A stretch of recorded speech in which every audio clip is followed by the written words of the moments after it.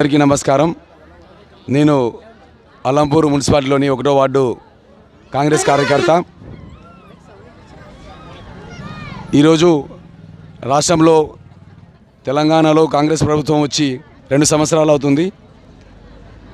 ఈ ప్రభుత్వము మొదటి నుంచి పేదలకు ఎన్నో పథకాలు అమలు చేస్తూ పేదలకు ఇల్లులు ఇవ్వడం కానీ, తినడానికి సన్నబియ్యం ఇవ్వడం కానీ, ఫ్రీ కరెంట్ ఇవ్వడం కానీ, ఫ్రీ బస్సు ఇవ్వడం కానీ, 2 లక్షల వరకు రుణమాఫీ చేయడం కానీ,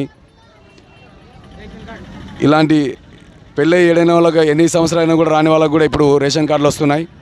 ఇలాంటి ఎన్నో పథకాలు కేవలం పేదలకు అణగారిన వర్గాలకు చేస్తున్నందుకు ఈ కాంగ్రెస్ పార్టీలో చేరి 1వ వార్డులో కాంగ్రెస్ పార్టీని ఘనంగా గెలిపించి అలంపూర్ మున్సిపాలిటీలో మొదటి వార్డుని అత్యున్నతంగా తీర్చిదిద్దడానికి ఈరోజు మొదటి వార్డు నుంచి మావిడ బిహెచ్ స్వాతి గారిని కాంగ్రెస్ తరఫున నామినేట్ చేశాము.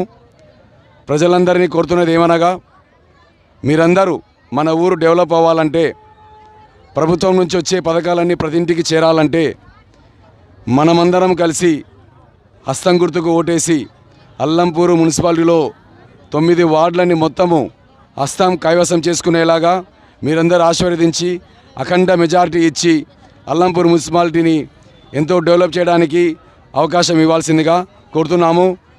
అలంపూర్ మున్సిపాలిటీ ప్రజలందరూ హస్తం గుర్తుకే ఓటేసి గెలిపించాల్సిందిగా కోరుకుంటున్నాను. కాంగ్రెస్.